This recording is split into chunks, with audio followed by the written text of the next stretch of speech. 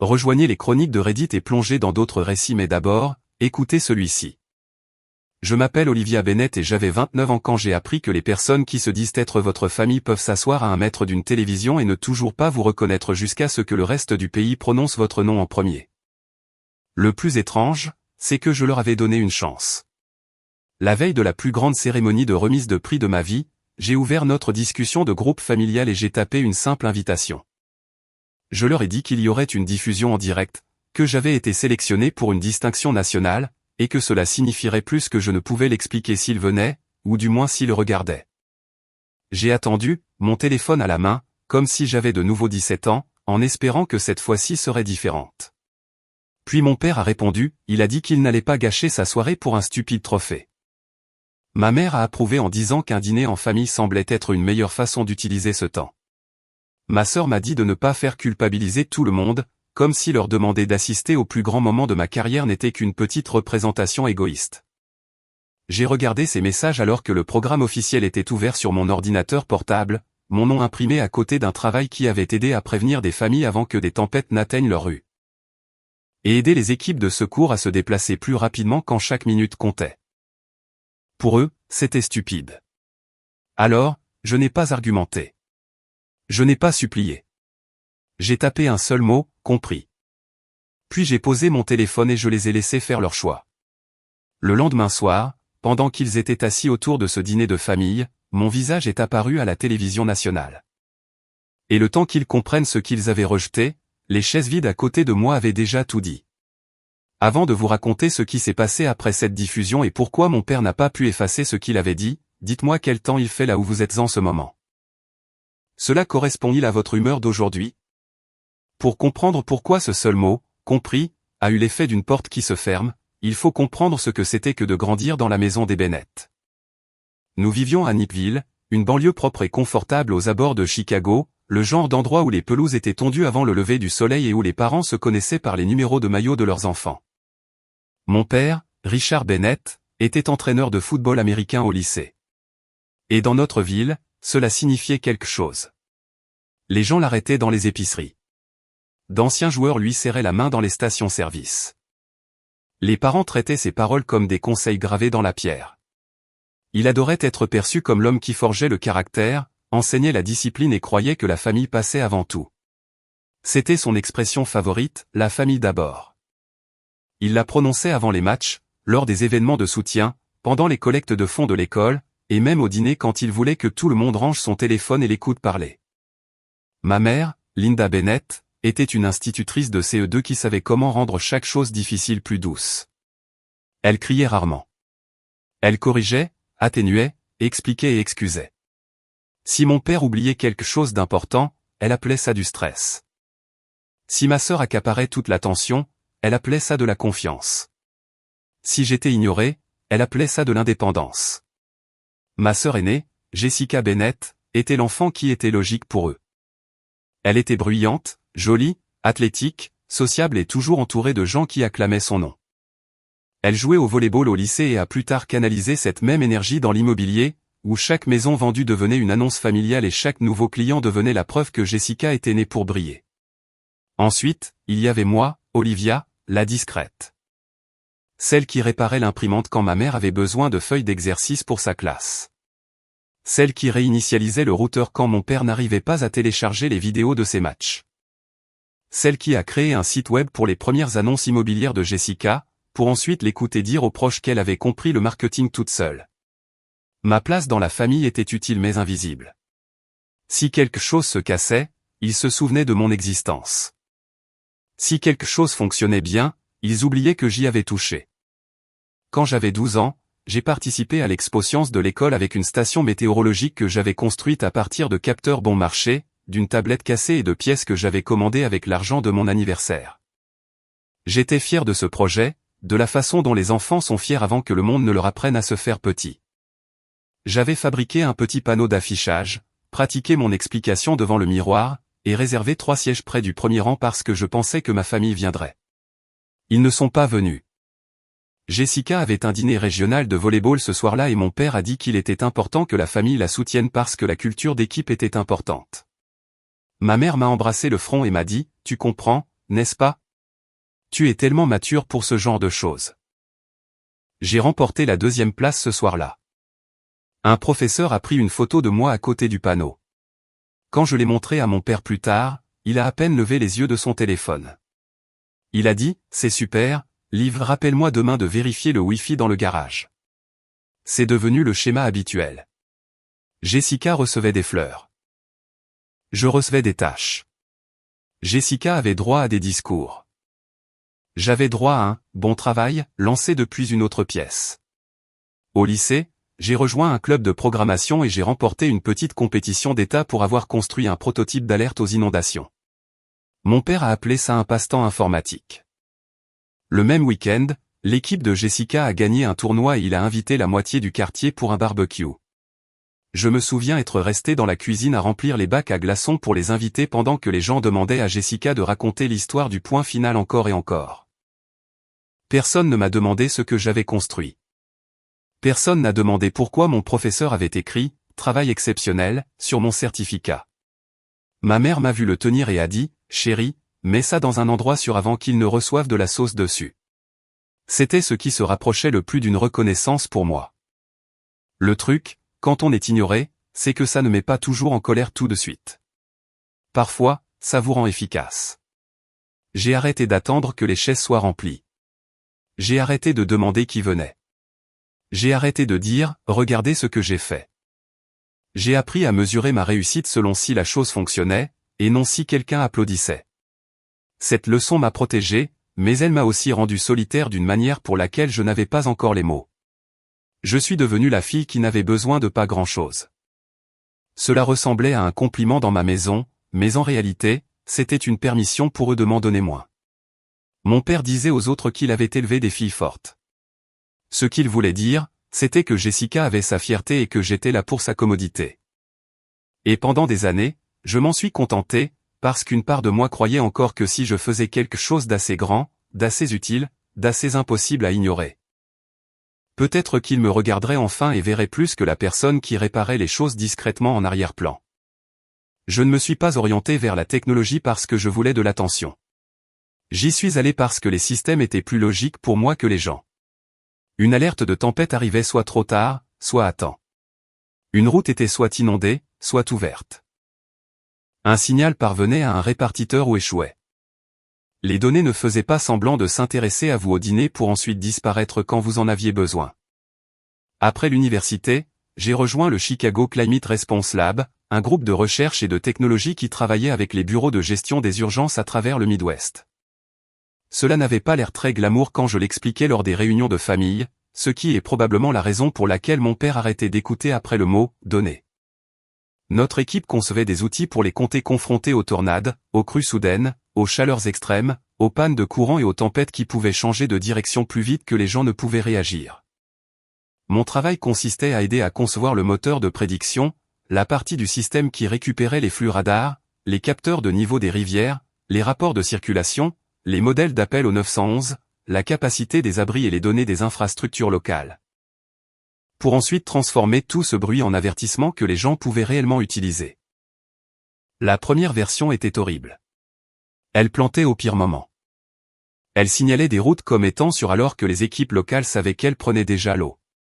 Elle réagissait de manière excessive aux faux signaux et insuffisamment aux signaux faibles.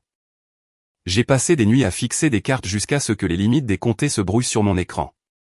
Je mangeais des dîners de distributeurs automatiques à côté de gens qui se souciaient assez de la situation pour se disputer pour des secondes. Parce que dans notre travail, les secondes n'étaient pas abstraites. Elles faisaient la différence entre un bus scolaire qui faisait demi-tour devant un passage souterrain inondé ou qui fonçait droit dedans. Elles faisaient la différence entre un couple de personnes âgées recevant un coup à la porte avant que l'eau ne monte, ou attendant à l'étage sans électricité et sans moyen de s'échapper. Le projet a changé pour moi après qu'une tempête a frappé une petite ville au sud-ouest de Joliet. Le rapport officiel ne faisait que quelques pages, mais je l'ai lu jusqu'à en connaître chaque chronologie par cœur. Un ruisseau était monté plus vite que prévu. Puis, une route principale a été fermée avant que les répartiteurs n'aient d'itinéraire alternatif fiable.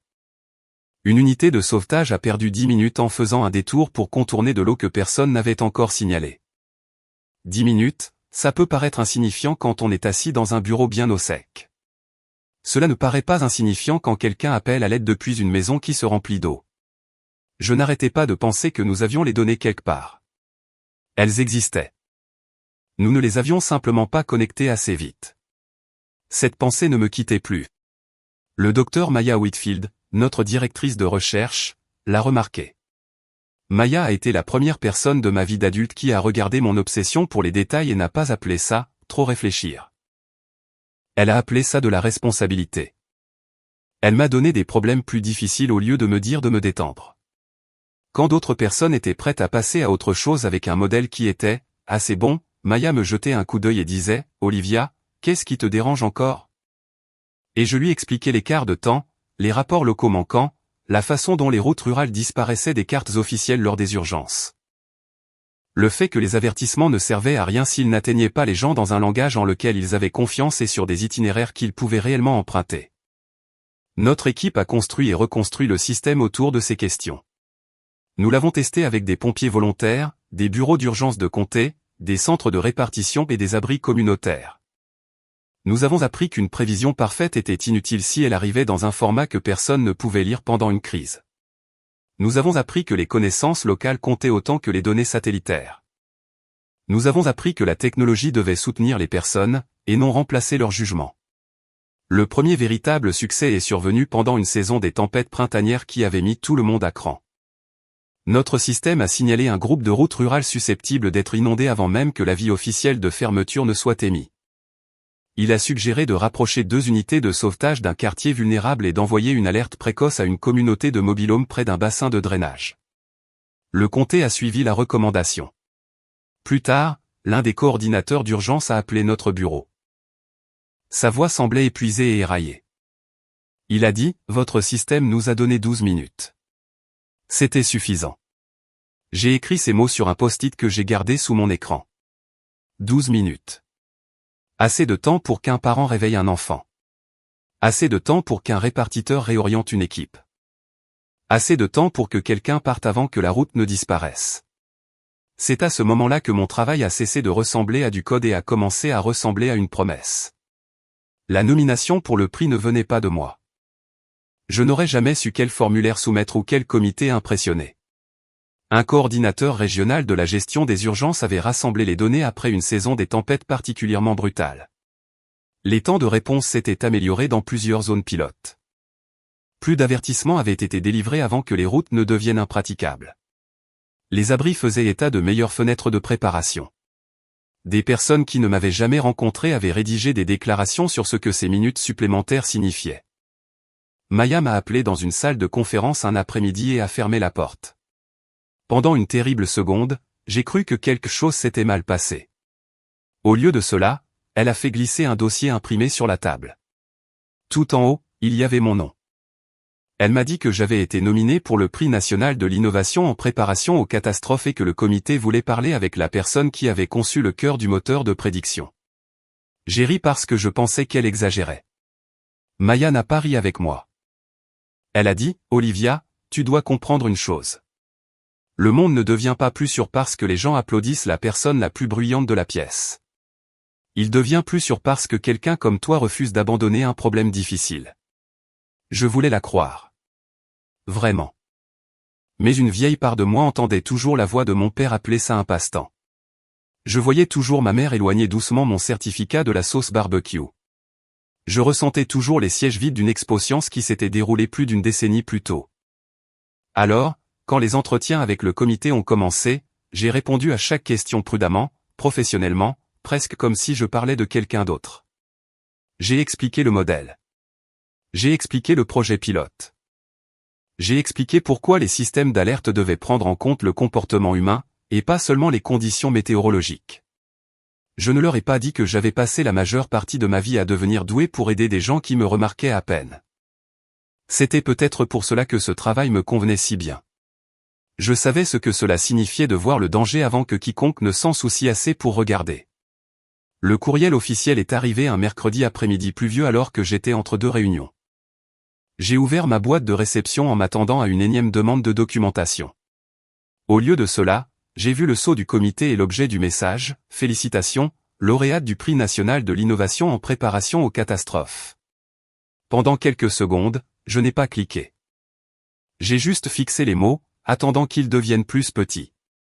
Ça n'a pas été le cas. L'email disait que j'avais été choisi pour recevoir le prix lors d'une cérémonie télévisée à l'échelle nationale au McCormick Place à Chicago. Il y aurait des responsables des interventions d'urgence, des chercheurs, des fonctionnaires, des représentants communautaires, des médias et un segment diffusé en direct sur une chaîne nationale. Mon nom serait imprimé dans le programme. Une courte vidéo sur notre système serait diffusée avant que je ne monte sur scène. Puis est venue la phrase qui a rendu l'email encore plus lourd. Je pouvais inviter jusqu'à 4 membres de ma famille ou des invités proches. 4 sièges. 4 chances pour des gens qui avaient raté presque chaque étape silencieuse de ma vie d'être présents pour une étape assez bruyante pour que même eux ne puissent pas l'ignorer. Au travail, tout le monde était ravi. Marcus Reed, mon chef de projet, a tapé sur le côté de mon box de bureau comme si nous venions de gagner un match de championnat. Maya m'a prise dans ses bras et m'a dit qu'elle était fière avec une voix si ferme qu'elle m'a presque fait craquer. Le service communication a commencé à parler de préparation médiatique. Quelqu'un a plaisanté en disant que je devais m'entraîner à sourire sans avoir l'air de résoudre un problème de mathématiques. Pendant le reste de la journée, les gens sont passés à mon bureau avec du café, des post TS, des félicitations maladroites et une minuscule tornade en plastique de l'équipe des stagiaires avec l'étiquette « Elle nous avait prévenus ». Je me suis autorisé à être heureuse entre ces murs de bureau parce que ces gens savaient ce que ce prix signifiait. Ils connaissaient les nuits blanches, les tests ratés, les comtés qui nous avaient fait confiance avant que le système n'ait l'air assez impressionnant pour faire les gros titres.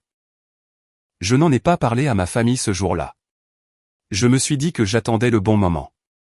Mais en réalité, j'avais peur. Peur que mon père entende le mot « prix » et s'imagine un banquet ennuyeux. Peur que ma mère me demande combien de temps ça allait prendre. Peur que Jessica ne change de sujet avant que j'aie fini de parler. Une semaine avant la cérémonie, j'ai failli inviter uniquement Maya, Marcus et 2 coordinateurs d'urgence des comtés pilotes. Ça aurait été facile et sans risque. Mais la section des invités trônait sur ma table de cuisine comme un défi. Peut-être que je voulais tourner la page. Peut-être que je voulais des preuves. Peut-être que la version de moi à 12 ans gardait encore des sièges près du premier rang. La veille de la cérémonie, j'ai ouvert la discussion de groupe familial. Mon père venait d'envoyer une photo des steaks qu'il prévoyait de griller pour le dîner de célébration de Jessica, car elle avait conclu une grosse vente immobilière. Ma mère avait répondu avec des cœurs. Jessica avait posté un selfie avec la légende « Grosse semaine pour la famille Bennett ». J'ai fixé cette phrase, puis j'ai tapé mon invitation. J'ai inclus le lieu, l'heure, le lien de diffusion en direct, et j'ai dit que j'adorerais qu'ils viennent ou qu'ils regardent. Mon père a répondu en premier. On ne va pas gaspiller notre temps pour un trophée inutile. Ma mère a suivi.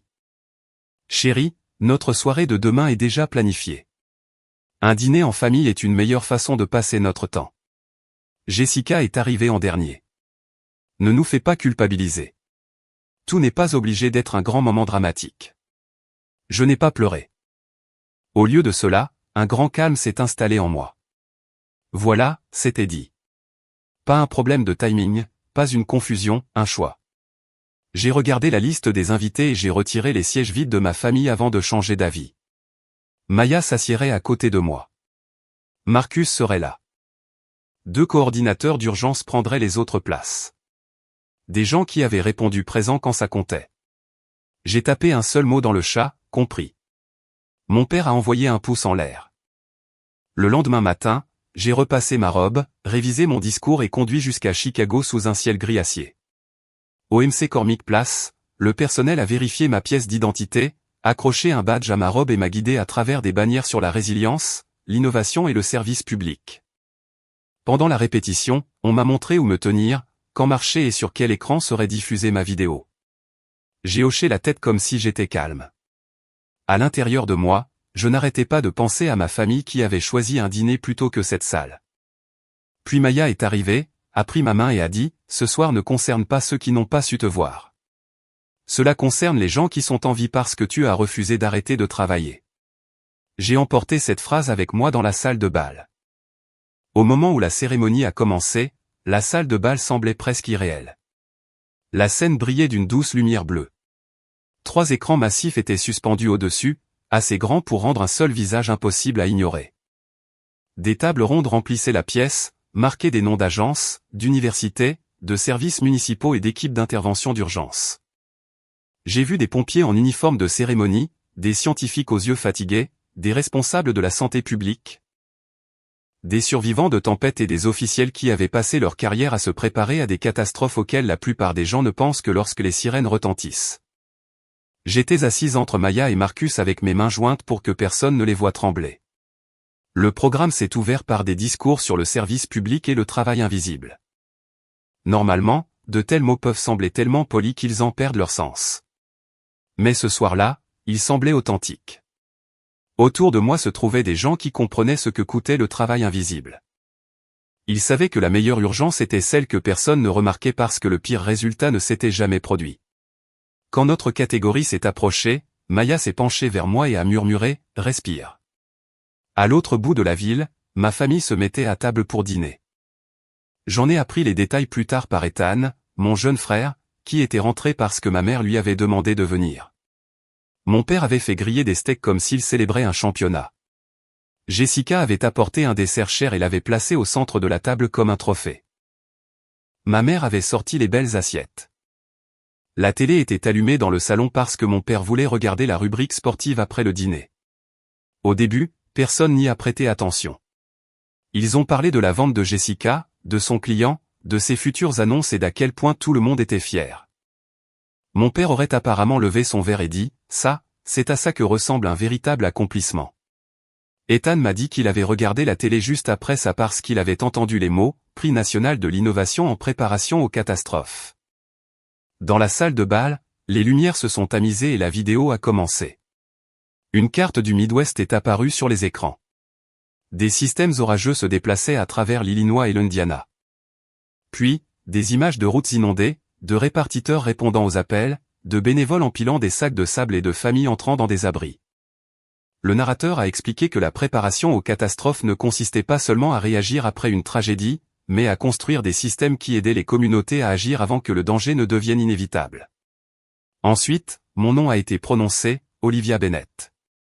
La vidéo a montré notre tableau de bord, nos cartes d'alerte et des interviews de coordinateurs d'urgence décrivant les minutes supplémentaires que notre système leur avait accordées. Un homme a dit « Nous avons pu évacuer un quartier avant que l'on atteigne la route principale ». Ce genre d'avertissement change l'issue des choses. J'ai senti la main de Maya presser mon épaule. Puis le présentateur est retourné au podium. Il a parlé d'une jeune ingénieure de l'Illinois dont le travail reliait les données météorologiques, les équipes d'intervention locales et les alertes communautaires en temps réel. Il a déclaré que ce système représentait le meilleur type d'innovation parce qu'il n'existait pas pour les applaudissements. Il existait pour que les gens puissent rentrer chez eux vivants. Puis il a appelé mon nom.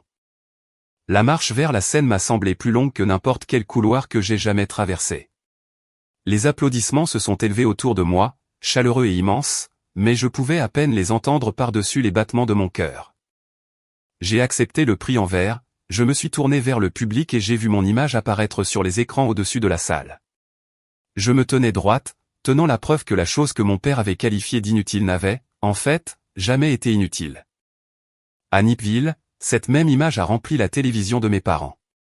Ethan a dit que Jessica s'était arrêtée au milieu de sa phrase.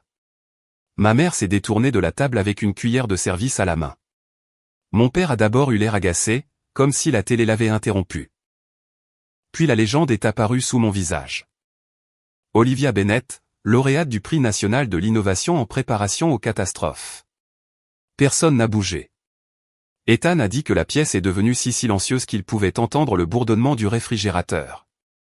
Le présentateur a mentionné les équipes d'urgence, les alertes de tempête, les évacuations pour inondation et les communautés aidées par notre système. Ma mère a chuchoté, « C'est Olivia ?» Jessica n'a rien dit. Mon père continuait de fixer l'écran. C'est la partie dont Ethan s'est le plus souvenu. La reconnaissance arrivant trop tard et apportant la honte avec elle.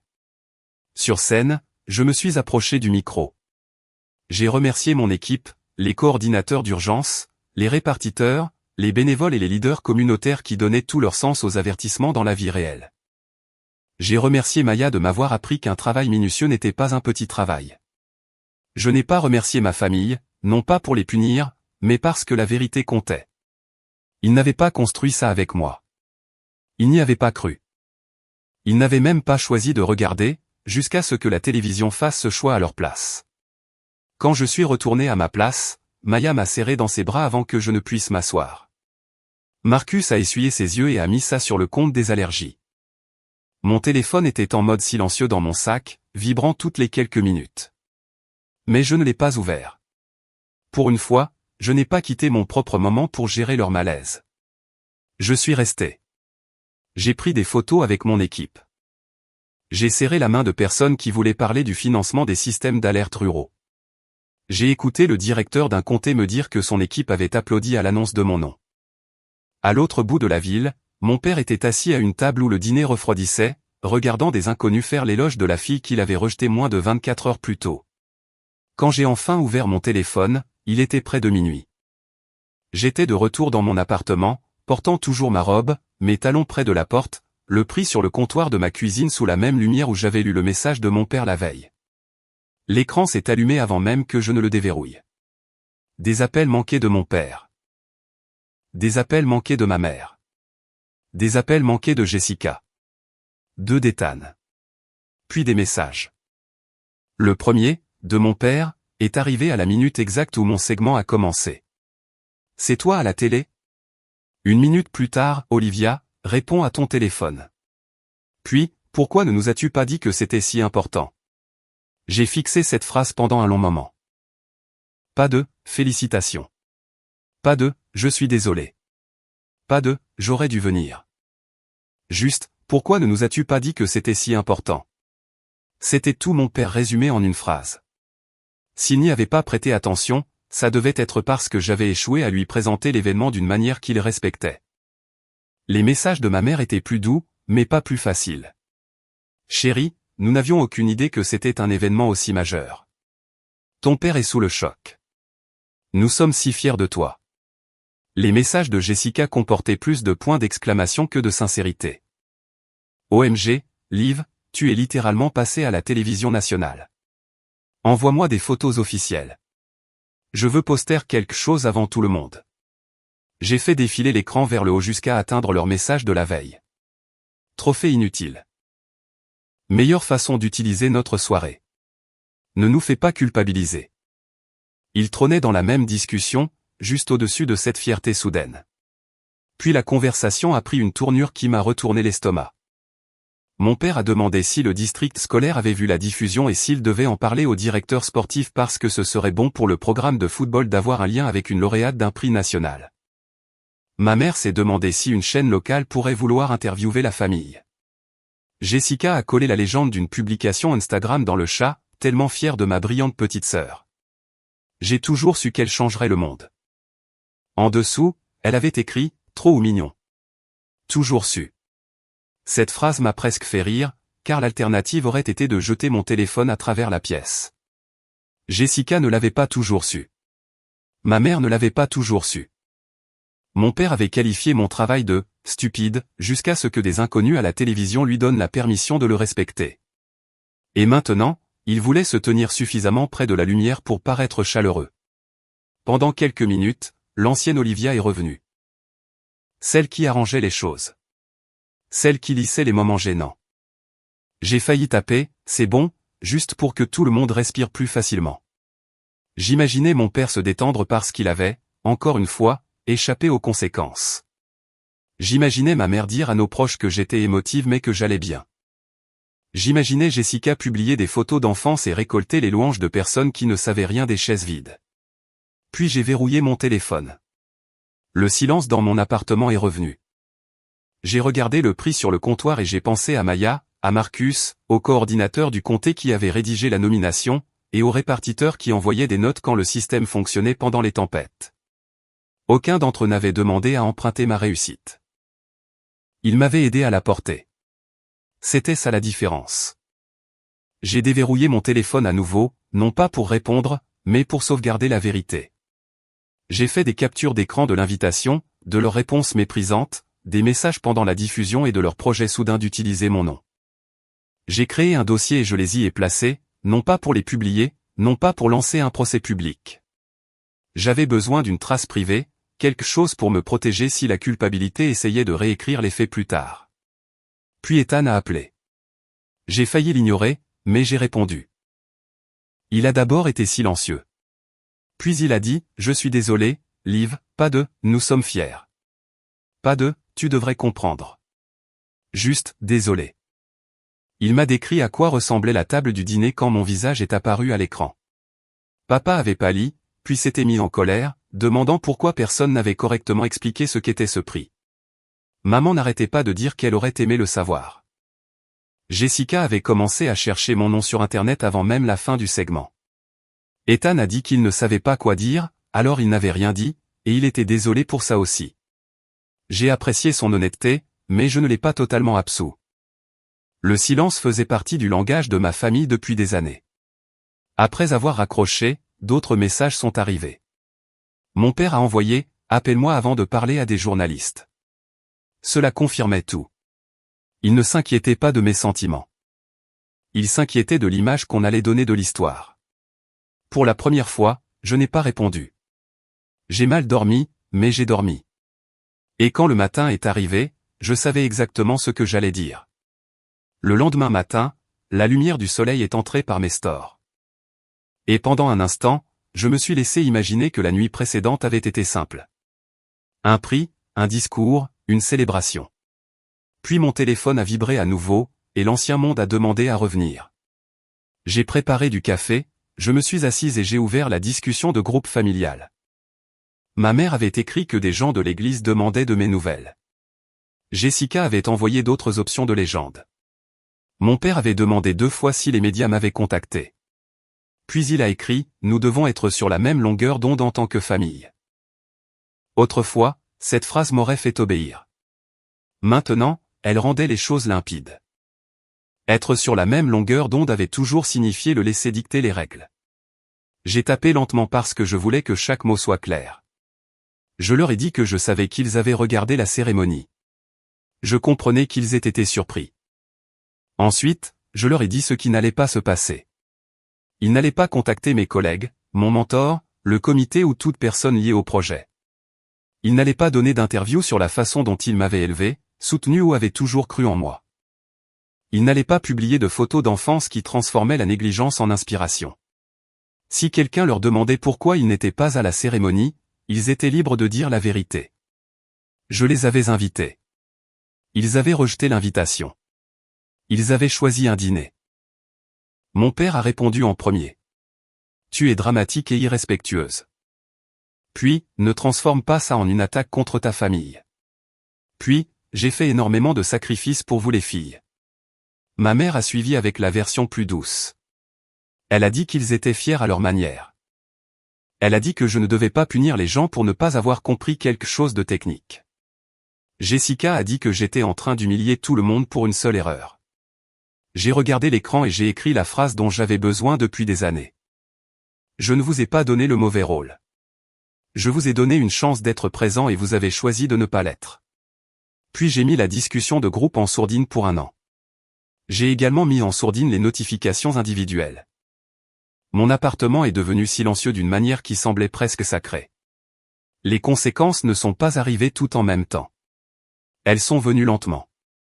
Les informations locales ont rediffusé mon segment de remise de prix 2 soirs plus tard et, parce que Nipville adore les histoires de réussite locale, les gens ont commencé à poser des questions. Des parents de l'équipe de football de mon père ont reconnu mon nom de famille. Quelques-uns l'ont félicité et Ethan a dit que mon père avait d'abord essayé d'accepter cette attention. Puis quelqu'un lui a demandé pourquoi il n'avait pas assisté à la cérémonie. Un autre parent a demandé s'il était vrai qu'il avait qualifié le prix d'« inutile ». Je n'ai jamais publié les captures d'écran, mais les histoires voyagent même sans preuve quand suffisamment de gens ont remarqué la vérité. À l'école, le directeur sportif a discrètement confié le discours sur les valeurs familiales à quelqu'un d'autre lors de la collecte de fonds suivante. Mon père avait toujours son travail, mais l'éclat autour de lui s'était terni. L'homme qui avait bâti son image publique sur le fait d'être présent pour les jeunes avait échoué à être présent pour sa propre fille à la télévision nationale. Pour quelqu'un comme lui, ce n'était pas une petite perte. C'était là que résidait sa fierté. Ma mère a essayé d'organiser un reportage local par l'intermédiaire d'une amie, mais sans ma permission et sans accès à mon équipe, l'histoire n'a mené nulle part. Jessica a quand même publié une vieille photo de nous. J'avais 13 ans, je me tenais à côté d'elle dans le hall d'un gymnase pendant qu'elle tenait un trophée de volley-ball. Sa légende disait, fier de ma petite sœur depuis le premier jour. Je lui ai envoyé un seul message privé, retire mon nom et arrête d'utiliser mon image pour réécrire notre relation. Elle a répondu avec colère, mais elle a retiré l'identification. Dans l'après-midi, quelqu'un du lycée a commenté, n'est-ce pas toi qui as dit que ces trucs informatiques étaient ennuyeux? La publication a disparu avant le dîner. C'était ça, la vengeance, si on peut appeler ça comme ça. Pas de cris, pas de crise publique, juste l'accès retiré, juste la vérité qui refuse de se plier, juste des gens apprenant qu'ils ne pouvaient pas m'ignorer en privé pour me revendiquer en public. Dans les semaines qui ont suivi, ma vie n'est pas devenue parfaite, mais elle est devenue plus calme et plus honnête. Le prix a attiré l'attention sur le projet, et Maya l'a utilisé de la bonne manière. De plus en plus de comtés ont postulé pour des programmes pilotes. De nouveaux financements ont été débloqués pour les systèmes d'alerte ruraux.